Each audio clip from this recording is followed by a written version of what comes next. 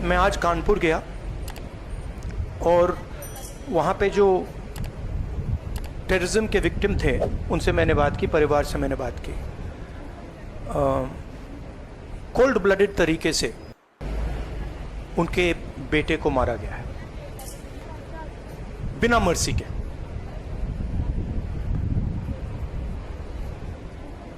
और 28 लोगों को ऐसे मारा गया है, बहुत सारे लोग घायल हुए हैं।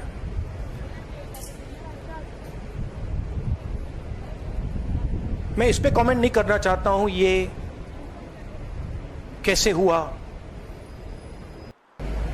मैं सिर्फ ये कहना चाहता हूं कि जिन लोगों ने ये किया है, जो भी हैं, कहां भी हैं, they have to pay for this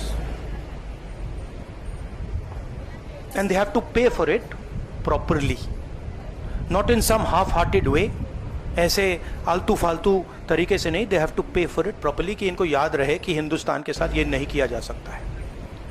हमने क्लियरली ऑपोजिशन की और सरकार की मीटिंग में क्लियर हमने लाइन दी है, यूनानिमस लाइन, कि जो हुआ है एक्सेप्टेबल नहीं है।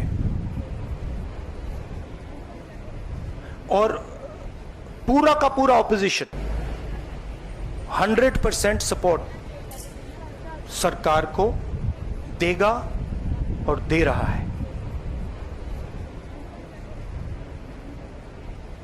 नरेंद्र मोदी को एक्शन लेना है, एकदम एक्शन लेना है। और पूरा का पूरा विपक्ष उनके साथ खड़ा है। जिन लोगों ने ये किया है, दे हैव टू पे द प्राइस फॉर दिस। जो परिवार है उन्होंने आप लोगों को मेरे थ्रू एक मैसेज दिया है। एक्चुअली प्रधानमंत्री जी को उन्होंने मुझे कहा कि आप प्रधानमंत्री जी को ये बताइए, तो मैं 28 जो हमारे शहीद हैं उनके साइड से प्रधानमंत्री को आपके माध्यम से मैसेज दे रहा हूं। प्रधानमंत्री जी, उन्होंने कहा है कि हमारे जो बच्चे हैं वो शहीद हुए हैं, हम चाहते हैं कि आप उनको शहीद का दर्जा दीजिए, रिस्पेक्ट दीजिए। ये मैं कहना चाहता था। आप सबका बहुत बहुत धन्यवाद। Thank you. राहुल जी, शुक्रिया शुक्रिया शुक्रिया शुक्रिया Rahul. We are saying,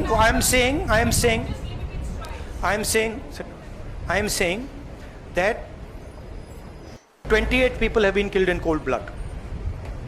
Okay? It is pretty clear who is responsible for this. The people who are responsible for this must pay a price. The Prime Minister has to take action, right? And the action has to be clear and it has to be strong, without any confusion. The Prime Minister must not dilly-dally, must not waste time, must make it very clear that India is not going to tolerate this type of nonsense. So he needs to act. That's what I'm saying. He can act in whatever time frame he thinks necessary, but he has to act soon. शुक्रिया। I think you heard what I said. शुक्रिया शुक्रिया। I think you heard what I said. I said, let me speak. I'm not advocating anything. I'm being very clear. The people who have done this need to pay a price. Okay? And the Prime Minister has to act on it now, firmly. He should not dilly-dally. He should not be in a confused state. Thank you.